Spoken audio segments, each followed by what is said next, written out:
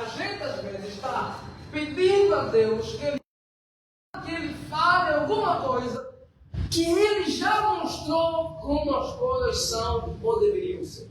E hoje, quero falar com vocês que a vontade de Deus para nós é vivermos como sua imagem e semelhança. Talvez esta manhã quero pensar convosco sobre viver como imagem e semelhança de Deus. Porque é para isso que Deus nos criou, para ser e viver. E se buscarmos viver assim, nós então viveremos conforme Deus quer que nós vivamos. Então abra comigo, por gentileza, Gênesis capítulo de número 1,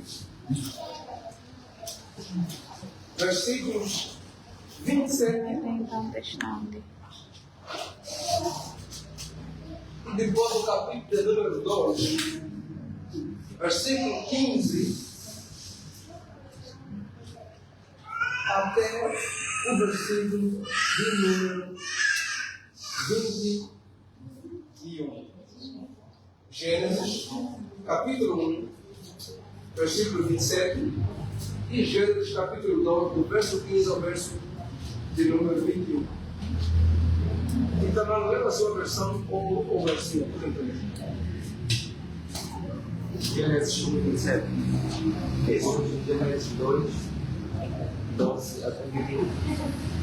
Isso. Não, 2, 15 minutos.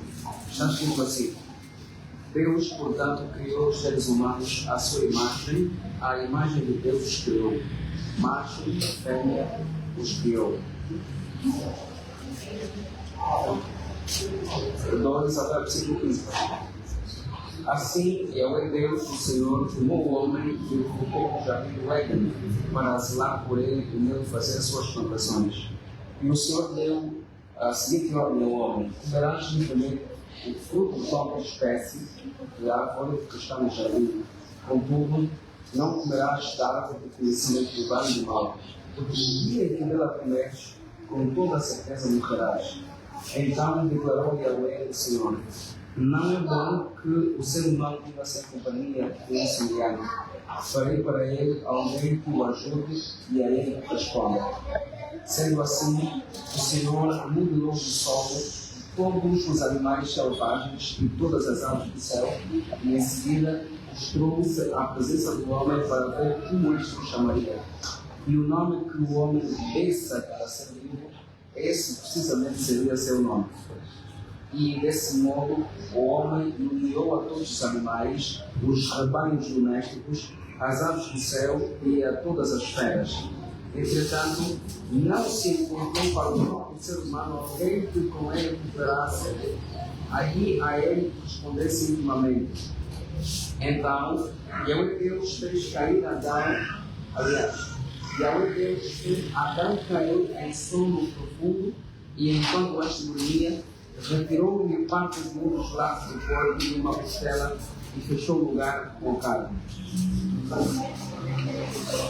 Obrigado pela tua graça, obrigado pela tua bondade e pela tua sol.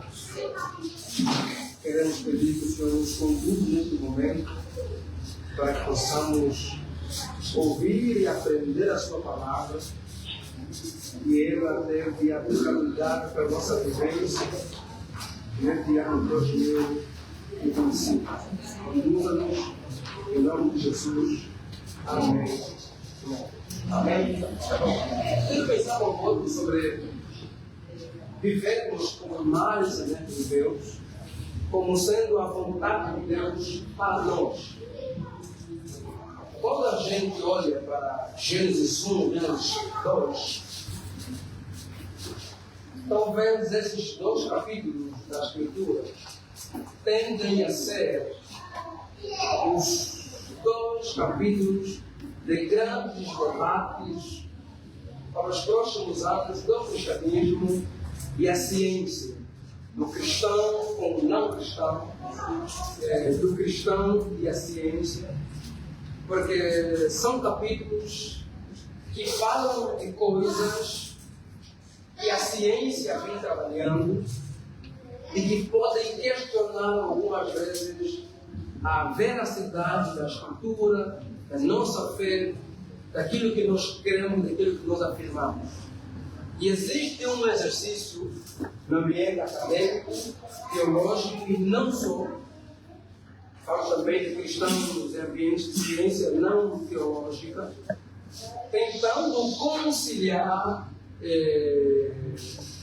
tanto teorias como evidências científicas com o relato bíblico a respeito da criação. E, por exemplo, a questão da imagem e semelhança do homem é também um dos embates que surge. Mas não surge nos termos de imagem e semelhança, mas surge, por exemplo, em termos de no que consiste o ser humano. O homem consiste o quê? O homem é, de fato, constituído de quê? Quando a gente para pensar na antropologia, no indivíduo, no ser humano, o que é que ele constitui, o que é que tem ali de categorias mesmo? E então o cristão olha para a Escritura e diz o quê? Diz que o ser humano é o quê? É imagem e semelhança de Deus. Essa afirmação está na Escritura. Mas quando a gente pensa na afirmação na Escritura sobre sermos imagem e semelhança de Deus, isso é uma referência ao quê? Isso quer dizer o quê, de fato? Como sabem, o homem foi o último ali da criação de Gênesis. E ao criar o homem, Deus então afirma: agora passamos o homem conforme a nossa imagem e conforme a nossa semelhança. Macho e fêmea, Deus os criou. Existem pelo menos 4 conceitos sobre o que seria imagem e semelhança de Deus. Tem o conceito da representatividade, tem o conceito da filiação em termos de semelhança. O homem, sendo filho de Deus, ele parece com Deus Pai, algo que você encontra em Gênesis capítulo 5, versículo 1, quando se menciona que Abraão teve um filho, que é Sete, a sua imagem e semelhança. Portanto, assim como Abraão e Sete são imagem e semelhança, quer dizer o quê? Sete foi gerado por Abraão e, portanto, é parecido com Abraão, é filho de Abraão, assim também nós somos. Terceiro, tem um conceito sacerdotal, ou então um conceito de culto-templo, em que o ser humano é como se fosse o quê? É como se fosse um ídolo colocado aqui no universo para representar Deus. Então, à medida que o homem está aqui, ele representa Deus Criador aqui para o universo. E o quarto conceito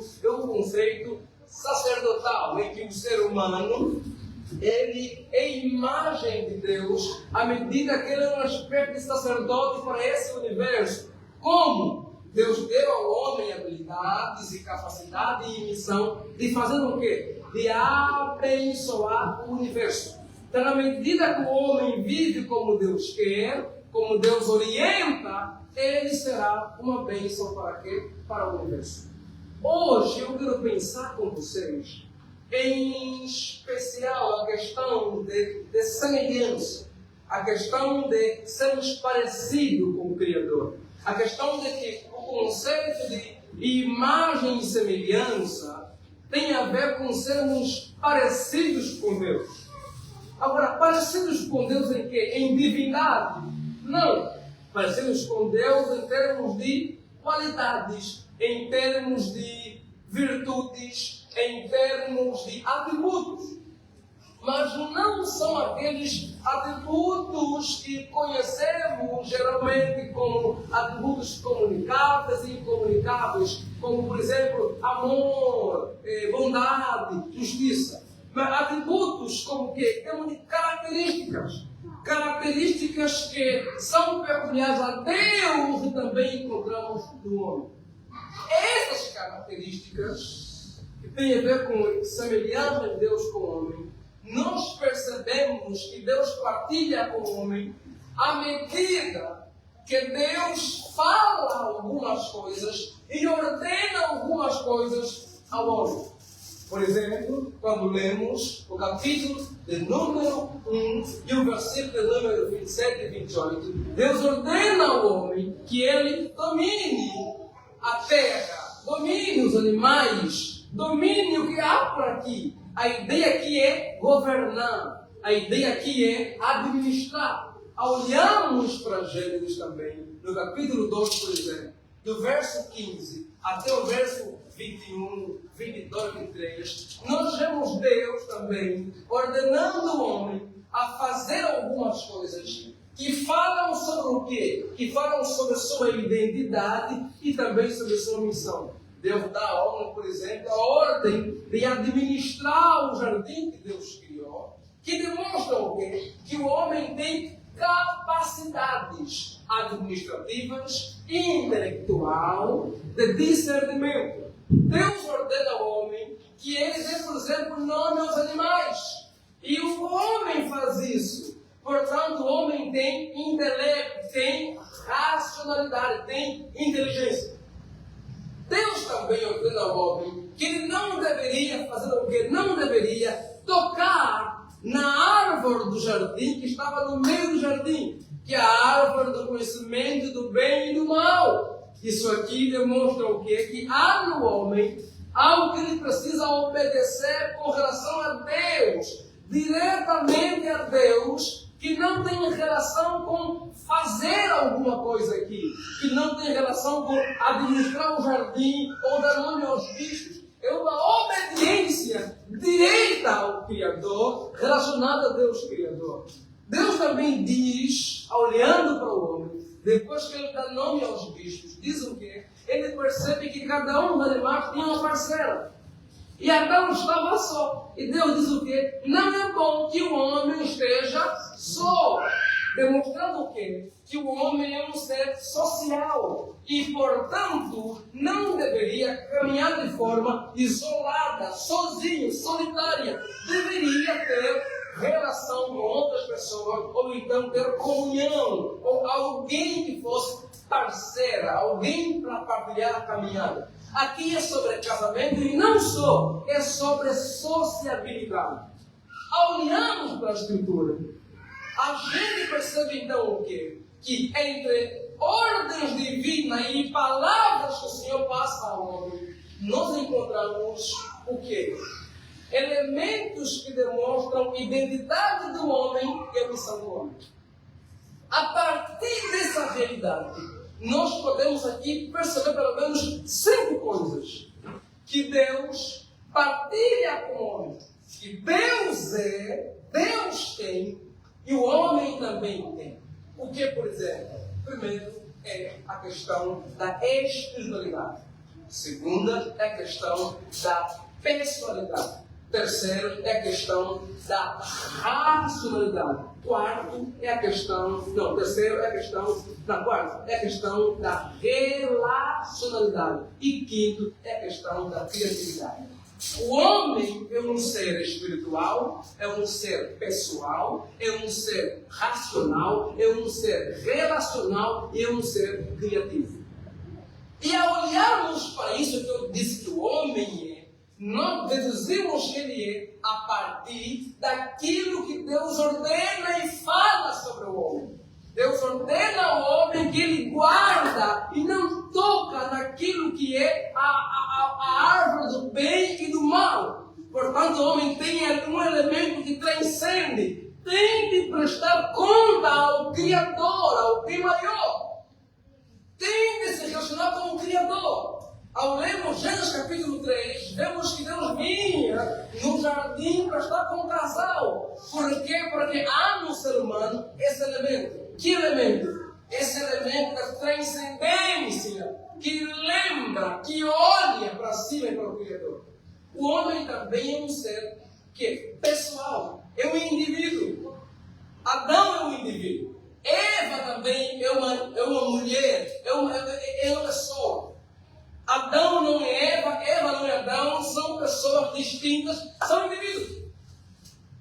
Adão também é o quê? Também é alguém racional. Ele tem inteligência para discernir o tipo de bicho, o nome que ele vai dar. Imagina se Adão não fosse racional, olhar para o porco e dizer, essa é uma vaca. Não, ele olha para o porco e diz, é porco. Porque ele tem discernimento, ele consegue perceber, não, o nome para ver aqui é isso. Ele está respondido aqui, isso aqui vai ser porco, aquilo vai ser vaca, aquilo aqui é porco. Ele acerta, ele consegue ter discernimento. Ele consegue porque administrar, por exemplo, o jardim que Deus confiou. Adão está só. E não é bom que ele esteja só. Por quê? Porque ele é um ser social. Ele é um ser relacional. Ele é alguém que precisa de alguém para quê? Para partilhar a vida, para ter comunhão, para se relacionar, para ter contato. Porque ele não foi criado para caminhar de forma isolada. Só ele. Porque há nele um elemento relacional. Adão também é um ser criativo. Porque o dar nome aos bichos não é apenas sobre a inteligência, é também sobre o quê? Criatividade. É também sobre capacidade criativa. Adão tem potência, Adão tem habilidades para administrar o jardim e o universo que Deus confiou. E todos esses elementos são elementos do quê? Que você encontra em Deus. Deus é um ser espiritual. Deus é um ser racional. Em Deus há pessoalidade. Em Deus é um ser relacional. E Deus é um ser criativo. Então, esta manhã, eu quero pensar com vocês que a vontade de Deus para nós é que a gente viva com imagem e semelhança dele. Por quê? Porque ser imagem e semelhança dele é viver como quem? Como um ser que é espiritual, como um ser que é pessoal, como um ser que é racional, como um ser que é relacional e como um ser que é criativo. Então, esta manhã, eu quero vos convidar a nos comprometermos a vivermos com essas 4 implicações da nossa identidade e missão como gênero. Se alguém me perguntasse qual é o propósito nosso como ser humano, eu lhe diria: viver como gênero espiritual, racional, relacional, pessoal e criativo. Deus nos criou para isso. Deus nos criou para viver assim. Deus nos criou para que a gente caminhasse como sua imagem e semelhança. E viver assim implica cultivar muitas coisas. E esta manhã destaco 5 delas. Pastor, isso aqui então quer dizer o quê? O que quer dizer ser espiritual? O que quer dizer ser relacional? O que quer dizer ser criativo? O que quer dizer ser pessoal? O que quer dizer ser racional?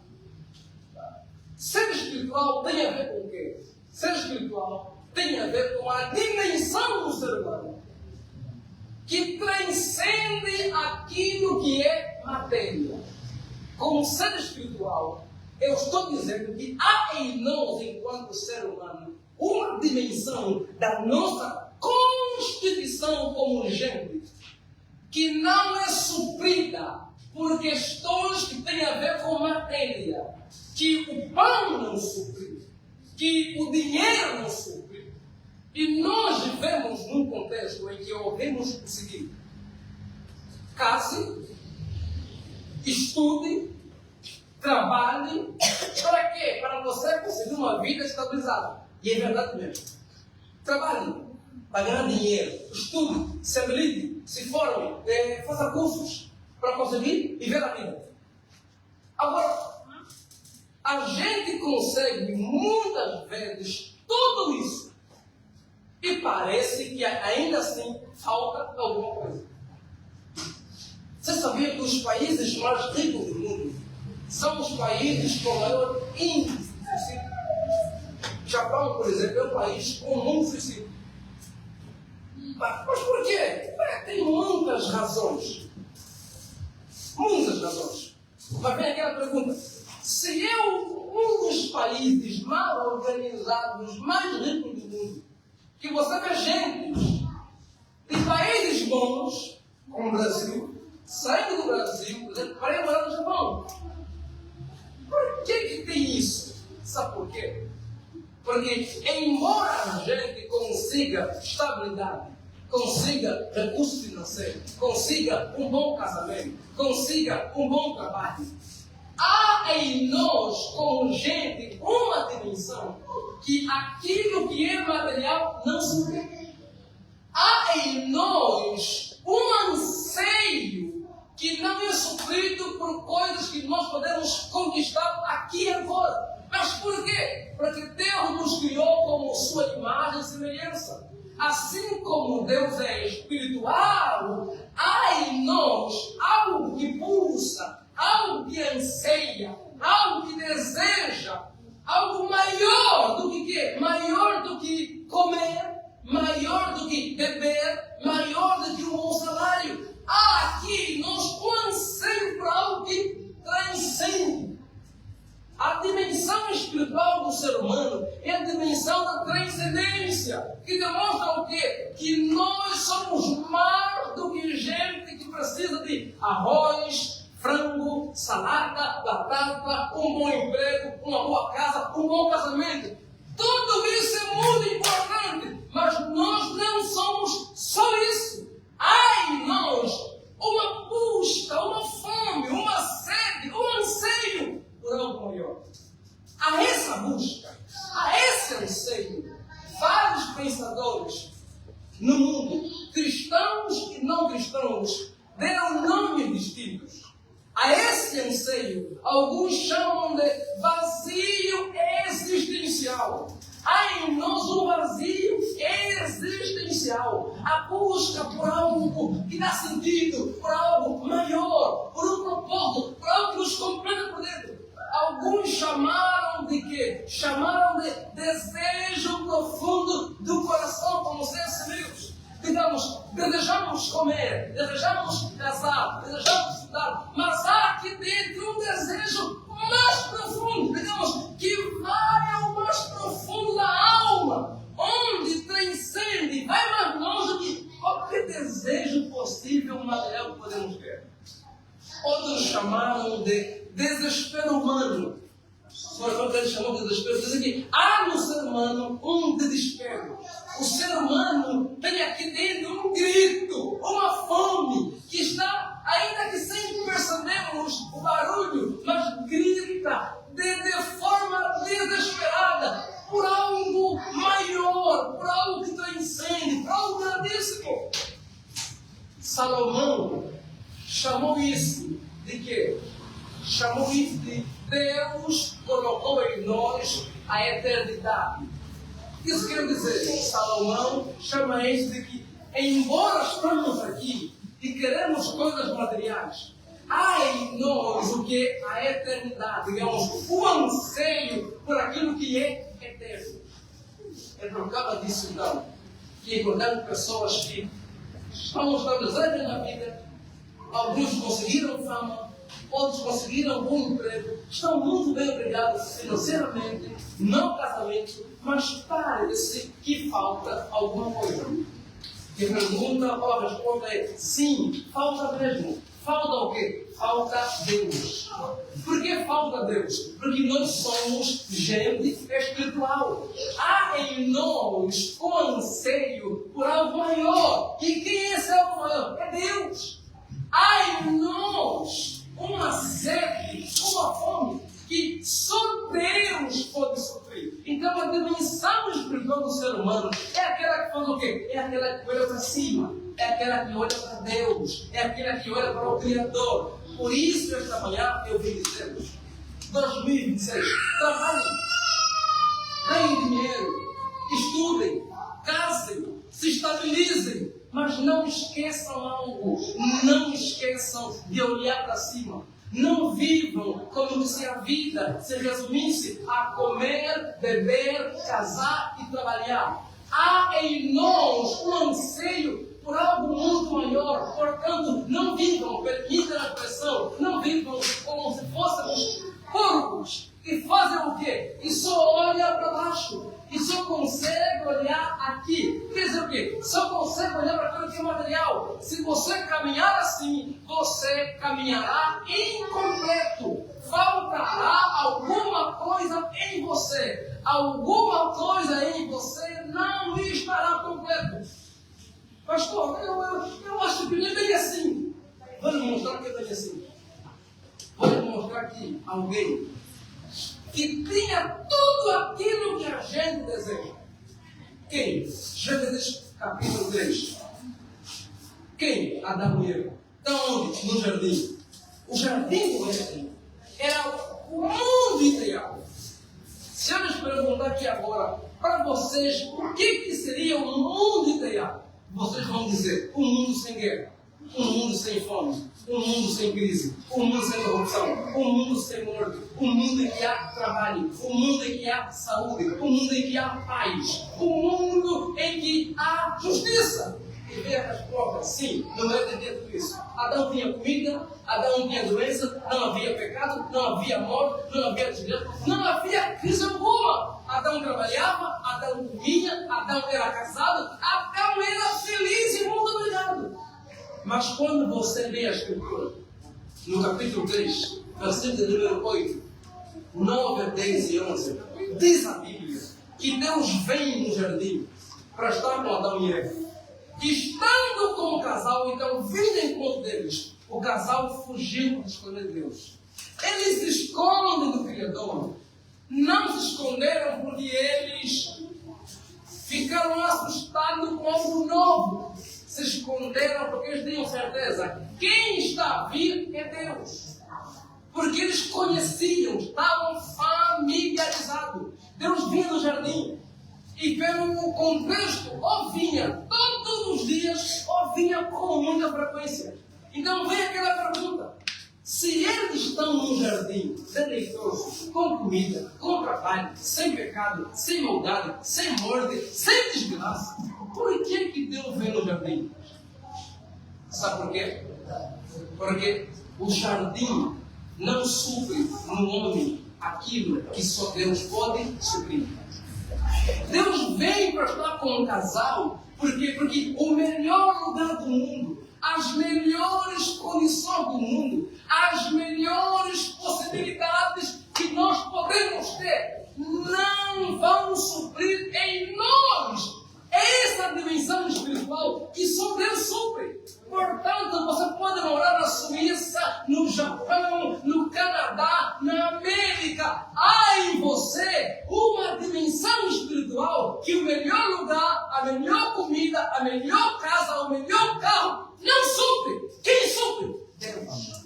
Você precisa de Deus porque há em você uma dimensão espiritual e só Deus pode suprir. Portanto, ganhe dinheiro, construa uma bela casa. Se viajar, vá viajar, desfruta de férias ou more no melhor país do mundo. Mas nunca esqueça, tudo isso não vai te completar, porque há em você uma dimensão que só Deus pode completar.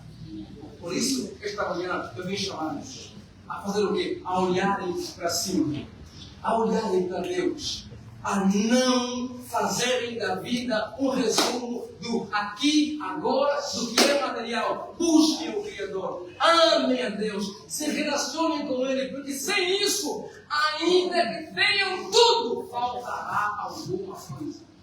Portanto, tenham comunhão com Deus, que 2026 não nos falte trabalho, não nos falte dinheiro, não nos falte saúde, não nos falte prosperidade. Sim, não falte isso, mas que não falte o quê? Que não falte comunhão com Deus, temor a Deus, amor a Deus. Por quê? Porque há em você uma sede que não é saciada pela hora que acabou de entrar, sede que só pode ser saciada se você conseguir responder a pergunta que fez Jesus. Se alguém está aqui, está com sede, venha a mim e beba, porque como diz a Escritura, quem é algo maior é Deus.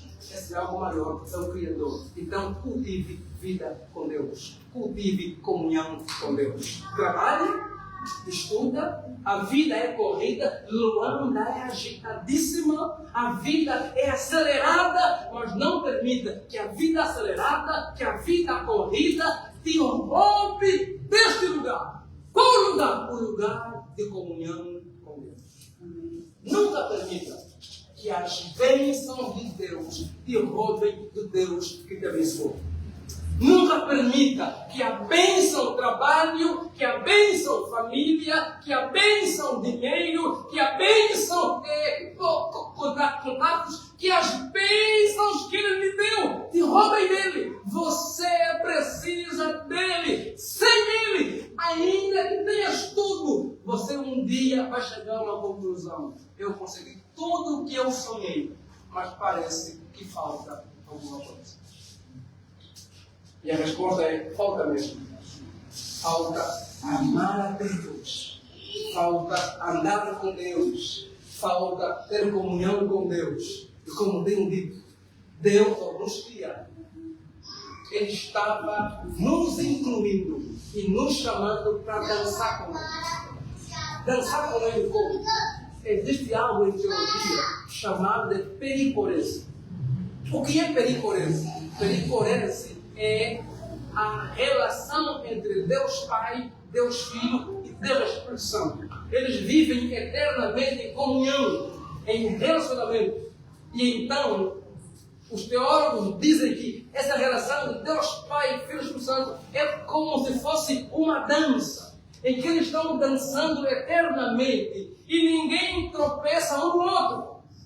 Quando Deus nos criou, não é que faltava nele alguma coisa. Quando Deus nos criou, Ele já caminhava em comunhão eterna com Ele mesmo, entre Pai, Filho e Espírito Santo.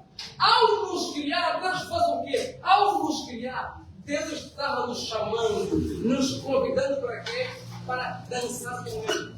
Para podermos relacionar com Ele, para podermos fazer parte dessa comunhão com o Criador. Por isso, meu irmão, nesta noite, 2026, aproveita fazer deste ano um ano para dançar com o Criador, no seu quarto, onde você estiver, onde for possível. Não caminhe longe, não rejeite o convite do Criador que te criou. Para quê? Para ter comunhão com Ele e se relacionar com Ele.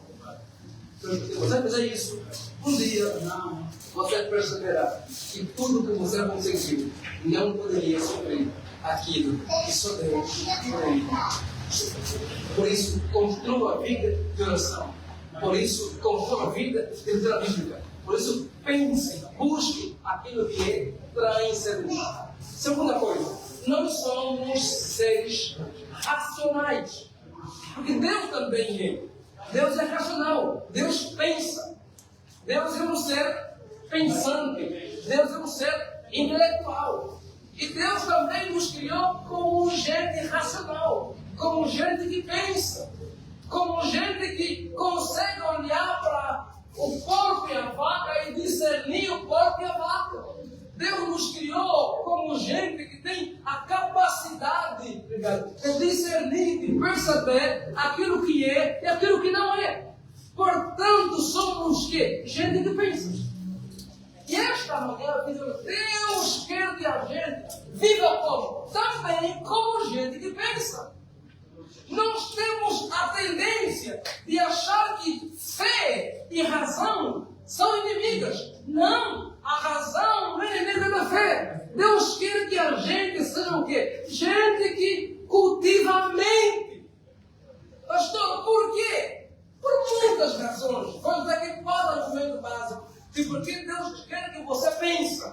Porque Deus quer que você cultive a sua mente. O primeiro deles mesmo é o argumento racional. Deus nos criou como gente que pensa. Deus nos criou como gente racional. Se Ele não quisesse que a gente pensasse, Ele não nos criaria como gente racional.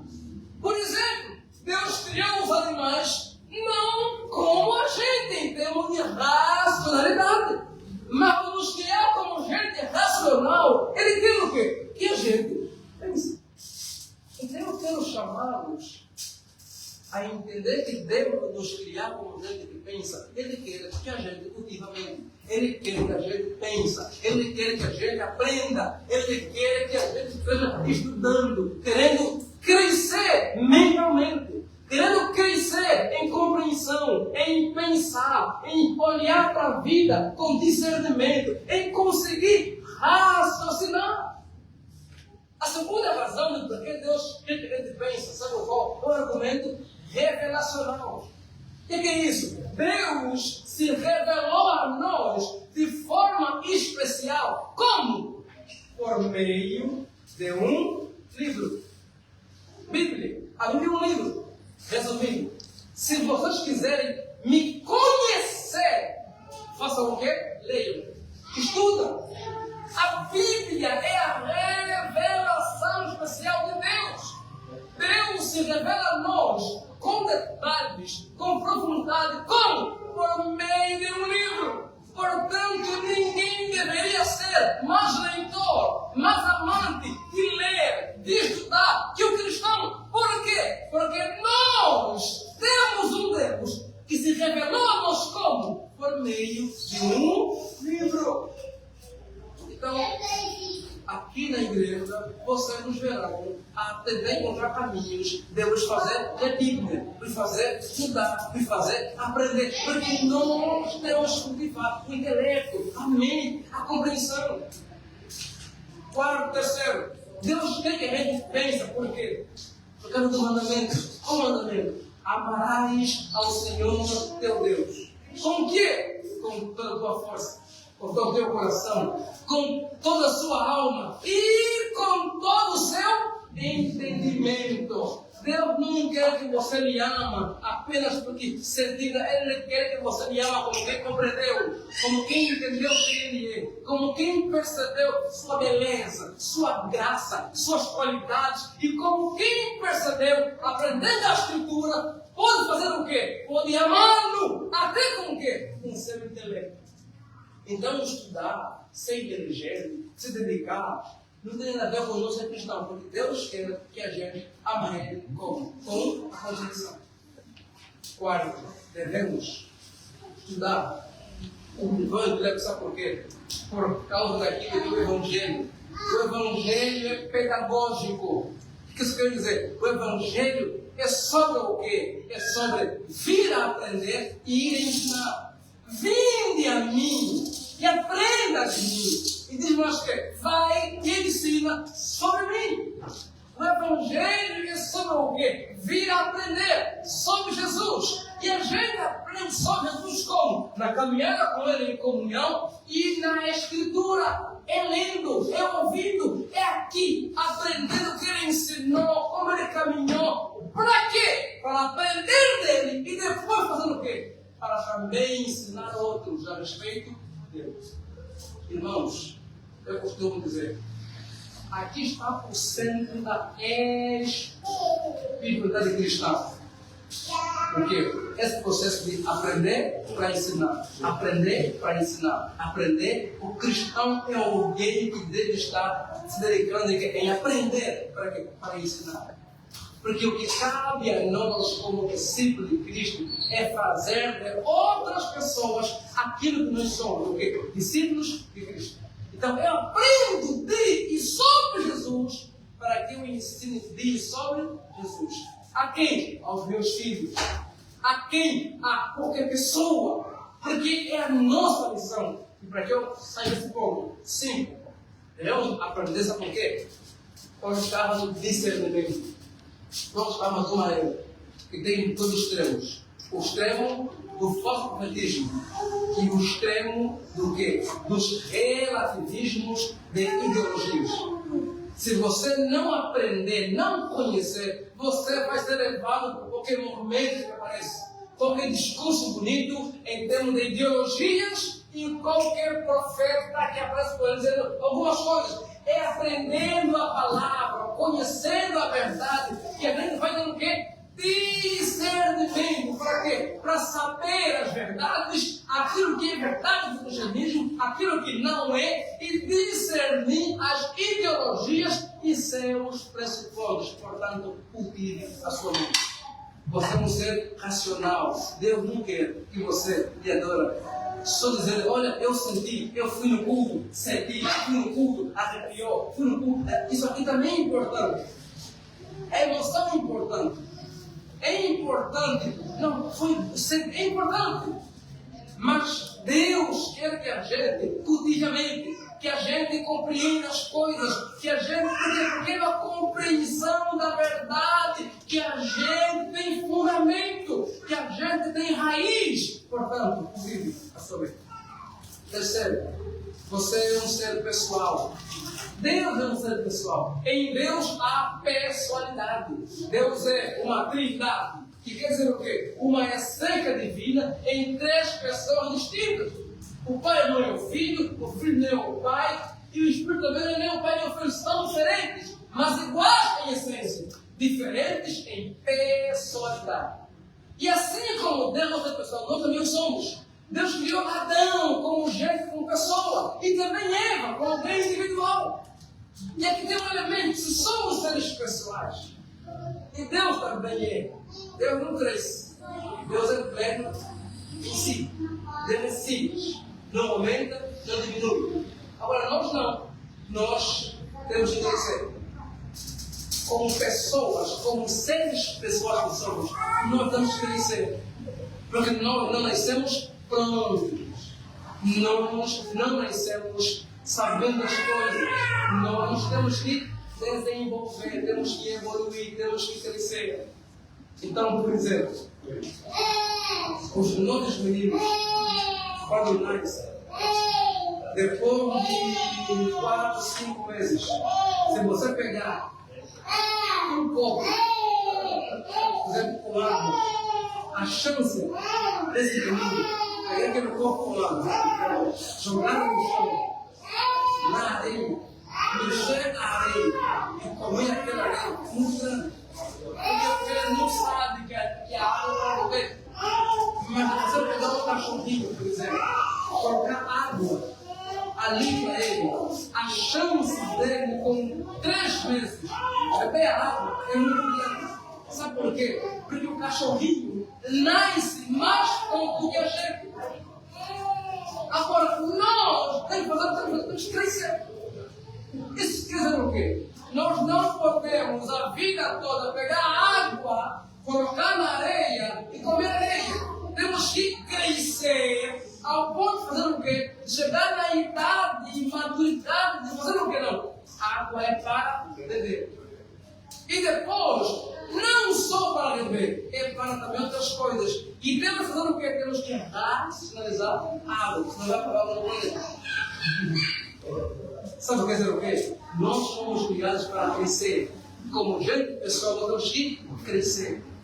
Então, estou dizendo o quê? Você precisa se comprometer com o teu crescimento.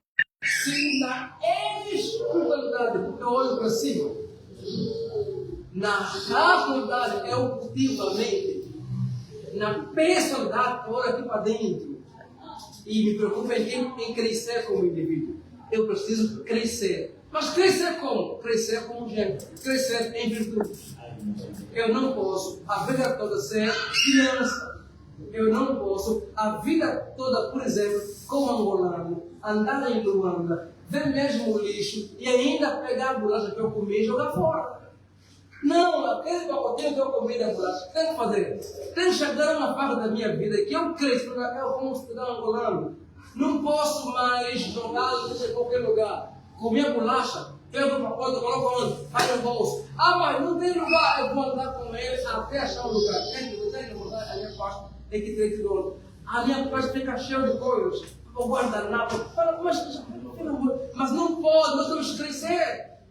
Porque nós não podemos a vida toda jogar isso em qualquer lugar. Nós não podemos, por exemplo, olha, eu mesmo não consigo ler nem só uma página. Hoje é compreensível. Agora, daqui 10 anos, você não pode dizer, eu continuo não conseguindo ler uma página. Tem que fazer o que tem de crescer. Ah, olha, eu não consigo, sabe, quando me contam algo, eu vou ter que contar para alguém também. Hoje, tudo bem, mas tem de chegar algum momento da tua vida que você tem que crescer como gente.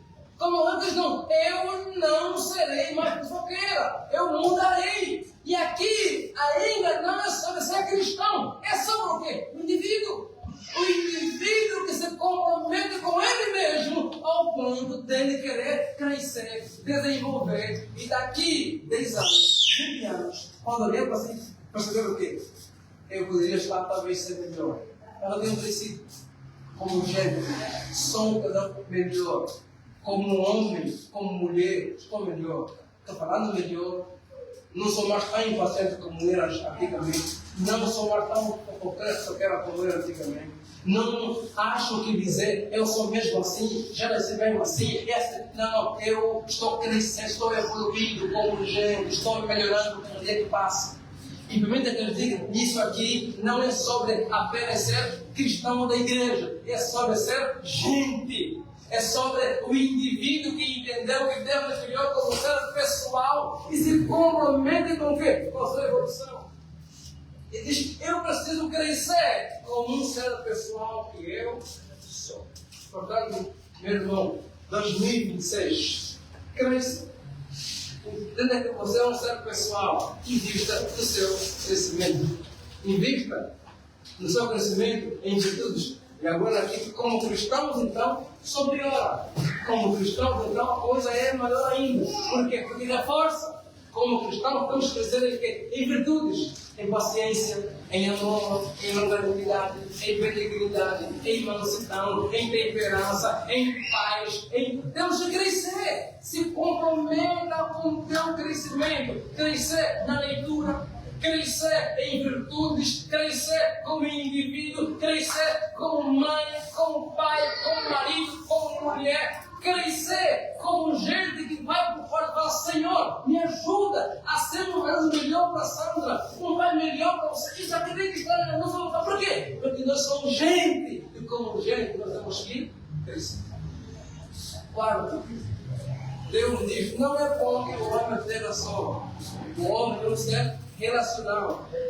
Uma cara vai passar a ocasião. O homem não ser relacional. O homem não ser relacional. Assim como Deus é relacional, o homem também é. Então, quer dizer, veja, nem Deus anda sozinho. Deus é uma única essência em 3 pessoas divinas. Agora, por favor, entenda, eu não estou falando de casamento. Estou falando de quê? De relacionamento, de comunhão. Casamento faz parte disso. Mas o ponto aqui, o ponto aqui é, você não foi criado para caminhar sozinho. Você é um ser relacional.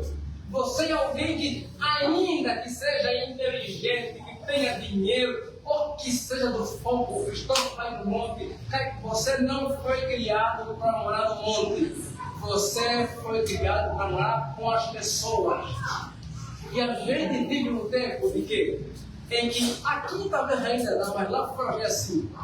Gente que prefere, por exemplo, ter contato com animado com gente. Por quê? Porque as pessoas às vezes são chatas, são complicadas. Dá vontade de mandar o pescoço delas. Mas ainda assim, nós fomos criados para quê? Para a comunhão. Nós fomos criados para a relacionalidade. Porque eu estou dizendo o seguinte, eu preciso do Bruno, eu preciso do Edilson, eu preciso do Elípio, eu preciso da Liara, do Ageu, do irmão Gilson, eu preciso do irmão Adriano, do irmão Áureo. Eu preciso de gente, gente precisa de gente. Deus nos criou como sua imagem e semelhança, como gente relacional. Assim como Deus vive em comunhão entre o Pai, o Filho e o Espírito Santo, Ele nos chama o quê? A comunhão, a relacionamento. Portanto, tenho dito, nessa igreja, 2 coisas são proibidas. A primeira é ser crente separado. A segunda é ser ilha. Você não pode vir à igreja e viver no teu mundo isolado. Você precisa ter contato com pessoas, se relacionar, estreitar laços. E 2026, faça isso. Lute para quê? Para fomentar relacionamento, fomentar comunhão aqui na igreja, na sua família, no seu trabalho, onde você estiver, entenda, você precisa de outra pessoa. O cristão que lê Bíblia, e na Bíblia tem isso, às vezes, ele é meio assim, ele tem que ser mais esclarecido em algumas coisas. A Unesco não é de cristãos, é do mundo. Sabe o que a Unesco diz? A pessoa tem de ir à escola aprender o famoso quadro pilar da Unesco de educação. Na escola você vai aprender a saber, a ser identidade, aprender a saber, conhecer, aprender a fazer a prática e aprender a conviver. Quer dizer, até o Unesco percebeu que o ser humano é um ser relacional, tem que conviver. E nós que estamos aqui, que está na Bíblia, que não é o que Deus dá só, a gente faz o quê? Quer morar onde?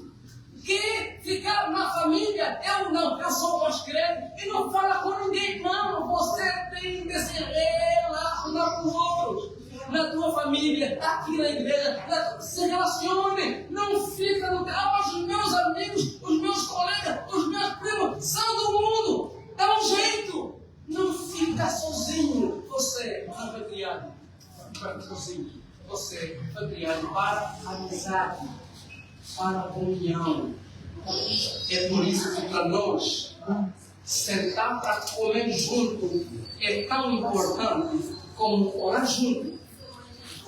É por isso que para nós como igreja nos reunir aqui para louvar ao Senhor é tão importante como ter um tempo como irmãos para comer e conversar. Então, vamos cada um ter comer. Porque quando se come, a gente consegue conversar, ter tempo, aproveitar, esquece um pouquinho a agitação de Luanda e faz que estamos aqui nós e pensamos, conversamos. A gente precisa de comunhão, irmãos. Deus nos criou como seres relacionados. Portanto, 2026, a vontade de Deus é que você tenha amigos, tenha amigas.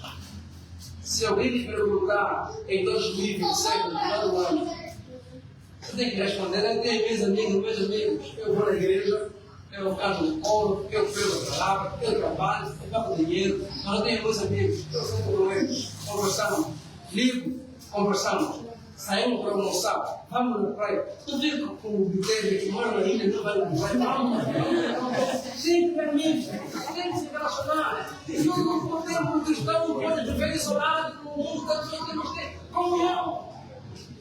Luta para ser aquele que toma a iniciativa, para quê? Para fomentar o contato.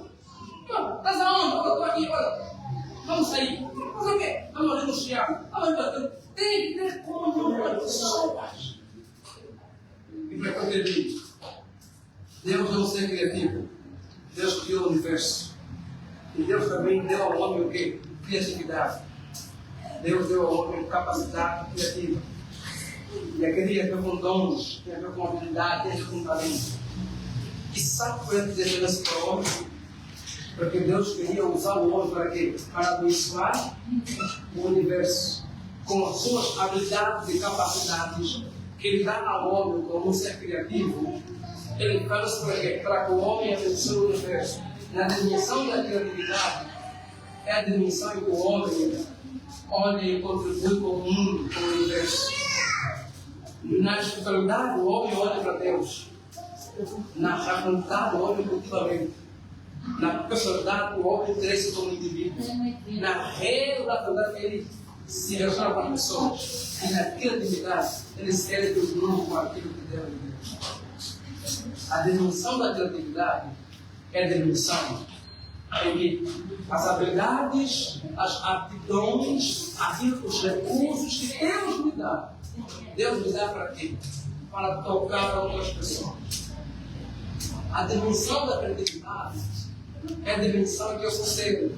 É a dimensão em que aquilo que eu tenho só toca outros, toca o mundo, toca as pessoas. A dimensão da criatividade é a dimensão em que eu não sou apenas abençoado, eu sou uma bênção. Deus me dá para que através de mim Ele toca outras pessoas. Deus me abençoa para que através de mim Ele abençoa o universo. Deus me habilita para que através da minha habilidade Ele abençoa o universo. Com isso, entender o quê? Você deve entender que tudo aquilo que você é, que você tem, que você faz, que Deus lhe deu de contato de possibilidade, de capacidade, Deus lhe deu.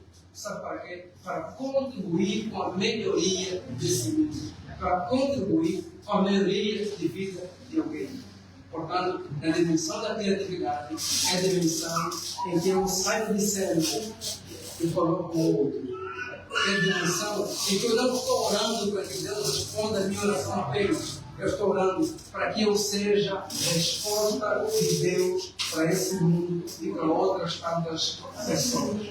Então, o meu dinheiro, o meu tempo, o meu intelecto, o meu recurso, as minhas aptidões, eu faço o quê? Eu coloco à disposição das pessoas que me na dimensão da criatividade, Deus nos dá para que através de nós outros sejam tocados. Portanto, com aquilo que Deus lhe deu, toque outros. E, por favor, comece na sua família.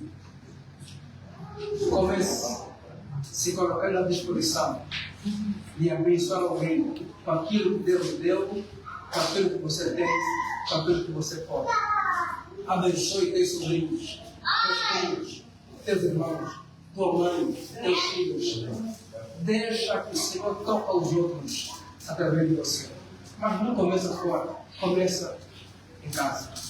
Começa com o dentro, começa com o céu, depois sai. Toca vizinhos, toca irmão na igreja, toca colegas. Entenda que Deus lhe deu para que você seja uma bênção para este mundo.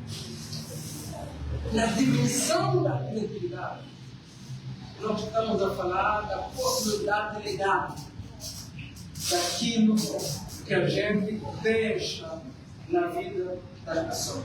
E não importa o que você tem. Você lembra muito bem de Dorcas, que tinha uma única agulha. E com uma única agulha que ela tinha, Dorcas fez aventais para muitas senhoras da igreja. Quando Dorcas morreu, diz a palavra, que aquelas mulheres vieram de completo e disseram, ela foi embora. Mas essa avental foi a que fez. Ela nos abençoou, ela nos tocou, ela nos serviu com o que ela tinha. Ela foi bênção para nós com aquilo que Deus nos deu. É a dimensão da criatividade, que é aquele que o que eu sou, o que eu tenho, o que eu sei, toca outros. Eu não vivo centrado em mim. E o nosso evangelicalismo nos leva ao quê? A pensar em Deus, sabe como? Sempre como o quê? Como os evangélicos, ele está por ver. Como aquele que dá o pão. Ou então como Jeová em si, na cabadeira. Ou então como Jeová Samar, aquele que tem escuro. Ou como Jeová Shalom, minha paz. Ou aquele Jeová Shalom que está aqui. E a gente está sempre esperando que Deus apareça, sabe como? Como aquele que vai dar o pão, como aquele que vai abrir a porta, como aquele que vai nos curar, como aquele que fará algo por nós. E Deus diz que tem dias que Ele vem como quem necessita. E a gente está esperando que Ele venha como quem vai dar pão. E Ele aparece como quem precisa de pão. A gente espera que Ele venha como quem nos visita. E Ele faz como quem devia ser visitado. A dimensão da criatividade é aquele em que eu não estou esperando que receber alguma coisa. É aquela em que dizer, Deus me deu, Deus me fez, Deus me possibilitou. Para quê? Para que através de mim outros sejam abençoados. Então, se você puder, paga a escola dos teus sobrinhos. Se você puder, ajude os teus primos. Se você puder, ajuda aquela tua prima, aquela tua irmã. Se você puder, ajude junto da igreja. Aquilo que for da tua possibilidade de conhecimento. Não é só finança, é também conhecimento, é também contato, é também network, é também coisa, é também muitas outras coisas. É a dimensão em que eu não vivo centrado em mim, em que eu estou contemplando os outros. Irmãos, permitam que eu diga, no fim da vida, talvez podemos fazer umas 4 ou 5 perguntas. E quem nos fará, uma delas, é a tua consciência. Talvez um dia vamos perguntar: onde está Deus diante da morte? Tomara que você consiga responder: Deus está aqui. Eu caminhei com Ele, eu amei Ele e vi cheio. Talvez vamos perguntar: você gostou de quem você se tornou? Tomara que você diga: eu poderia ser melhor, mas eu cresci. Eu, como gente, desenvolvi. Fui aprendendo a ser melhor, a ter mais paciência. Fui aprendendo. Agora vamos perguntar: onde estão as pessoas? Tomara que você consiga responder: aqui é a minha volta no caixão, aqui é a chorar. Então, na parada